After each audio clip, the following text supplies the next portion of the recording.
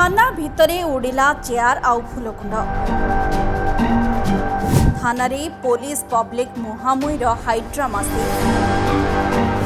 अभियुक्तों को court forward परे तातिले ग्रामवासी।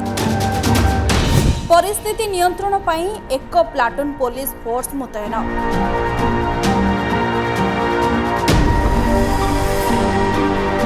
थाना भितरे खंडयुद्ध उड़िला चेयर आउ फुलकुंड। आईआईस को आक्रमण सह थाना भितरे पशि भंगारुजा।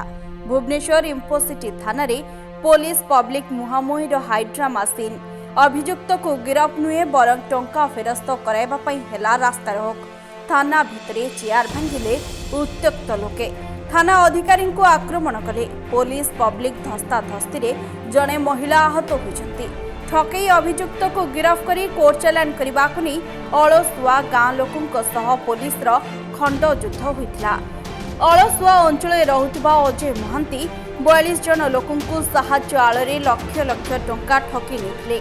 आज काली कही दिन पर दिन गड़े चली बैंकरू लोन करी साहाय्य करिथिबा लोके तांको टंका फेरस्त पाइले नहीं।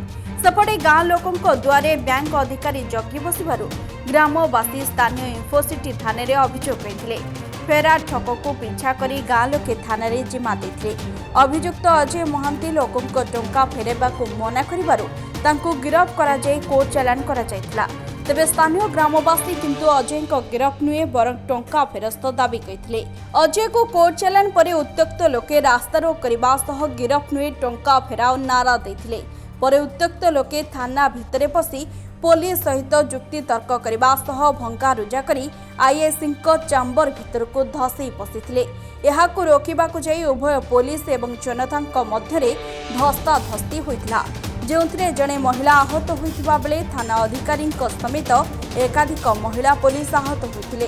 परिस्थिति नियंत्रण पाई एक प्लाटून पुलिस फोर्स 3 थानार अधिकारी और कर्मचारी समेत वरिष्ठ पुलिस अधिकारी पहुंचीथिले। सेपटे घटनार जांच हेबा और बैंक अधिकारी को ग्रामवासी घर आगे न बसवा चिठी लिखि जणाइबा प्रतिश्रुति परे रास्ता रोकरू हटिथिले अलसुआ ग्रामवासी।